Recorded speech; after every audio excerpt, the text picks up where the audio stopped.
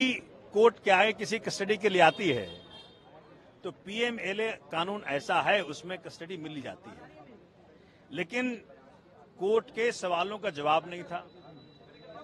दिनेश अरोड़ा और अमित अरोड़ा के स्टेटमेंट्स को जो इन्होंने आधार बनाया, ये दिनेश अरोड़ा, जो हमारे संजय सिंह जी ने भी कहा कोर्ट के अंदर, यही दिनेश अरोड़ा और यही अमित अरोड़ा ने कई बार स्टेटमेंट्स दिए हैं। और एक बार तो इसके स्टेटमेंट में लिखा है कि क्या भैया संजय सिंह को आपने कोई पैसा दिया, वाला नो नेवर। तो ऐसी क्या बात हुई कि आज वो बदल गया स्टेटमेंट?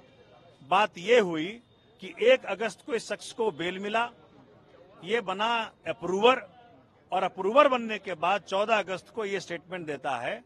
उस पर क्यों कोई ट्रस्ट करेगा? वो नेचुरल सी बात है, किसी का तुम कान फाड़ोगे, किसी का दांत तोड़ोगे, किसी के परिवार को धमकी दोगे, आप इस शर्त पे कि भाई तुमको तभी छोड़ेंगे जब तुम इन व्यक्तियों का नाम लोगे। तो संजय सिंह का छोड़ो, वो तो मोदी का नाम ले ले।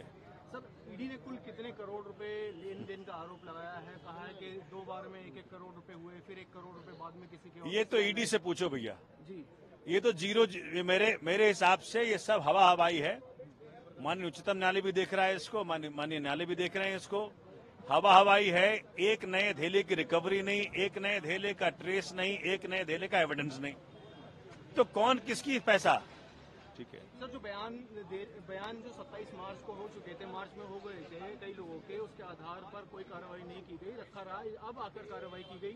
इस पे बचाव पक्ष का भी सवाल था, कोर्ट का भी सवाल था। उसके बारे में ईडी ने एक्सप्लेनेशन दिया कि भी उन्हें धमकी दी गई थी कि बहुत सारे इन्फ्लुएंसर लोग हैं, उनका क्या किसी का नाम ना ले। सर, ये क्या मामला है? किस वजह से ऐसा ईडी को कहना पड़ा? आपको लग रहा है कि इस देश में इन्फ्लुएंसर संजय सिंह और सोमनाथ भारती हो सकते हैं? इस देश में इन्फ्लुएंसर वो होगा जिसके हाथ में आज ईडी है, सीबीआई है, वो इन्फ्लुएंसर हैं। वो पावर लगा रहे हैं, जोर लगा रहे हैं कि तू इनका नाम ले, तू इनका नाम ले, तू इनका नाम ले। तो ईडी के सारे आर्गुमेंट्स ध्वस्त हैं। 5 दिन वेट करो, सब काम हो जाएगा। उससे पूछा गया कि भाई आपने को संजय सिंह को पैसा दिया, तो कहा नो नेवर। ये ऑन रिकॉर्ड है कि नो नेवर। तो वो स्टेटमेंट का मान्यता नहीं है, लेकिन ये एक्यूज्ड टर्न अप्रूवर की ये स्टेटमेंट कहाँ मान्यता है?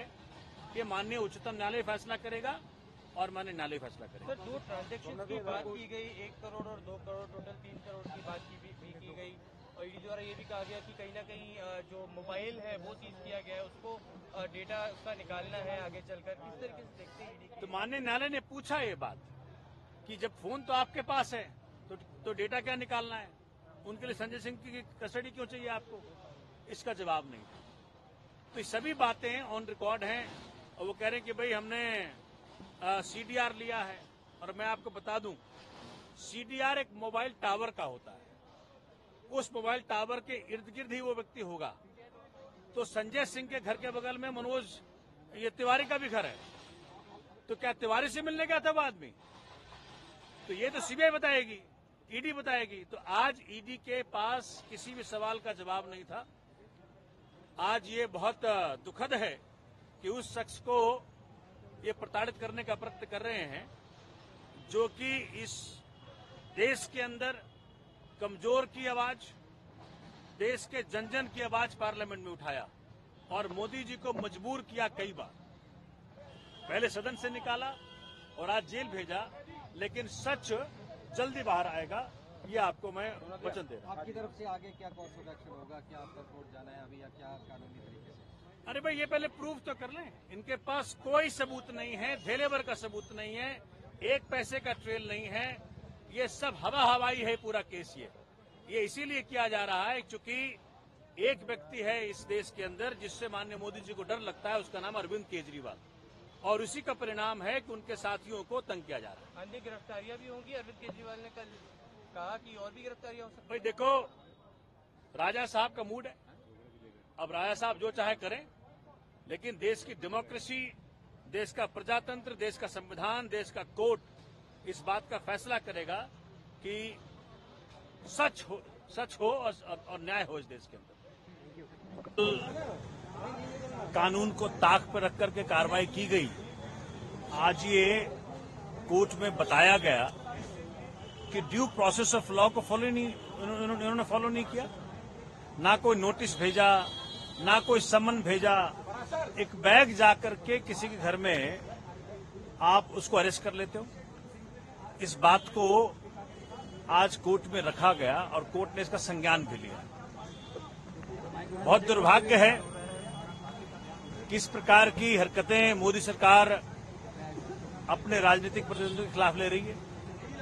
हताशा की स्थिति है, निराशा की स्थिति है। ये दिनेश अरोड़ा का स्टेटमेंट कई बार हो चुका। एक भी बार, इनफैक्ट ये ऑन रिकॉर्ड है, आज संजय जी ने कोर्ट के अंदर भी ये बात कही कि कभी भी उनका नाम नहीं आया। और 1 अगस्त को जब उसको बेल मिल जाता है तो 14 अगस्त को वो नाम लेता है। जब वो अप्रूवर बन जाता है तो नाम लेता है। तो पहला जो को एक्यूज्ड है आपका, उसके स्टेटमेंट की कितनी महत्ता है ये माननीय उच्चतम न्यायालय भी देख रहा है और माननीय न्यायालय ने भी आज देखा। ये वो शख्स है संजय सिंह जिसने की आंख में आंख डाल करके मोदी जी के बात की। मणिपुर पे जब सवाल पूछा तो संजय सिंह ने पूछा। दिल्ली की जनता के हक को जब मारा गया तो संजय सिंह ने सवाल पूछा।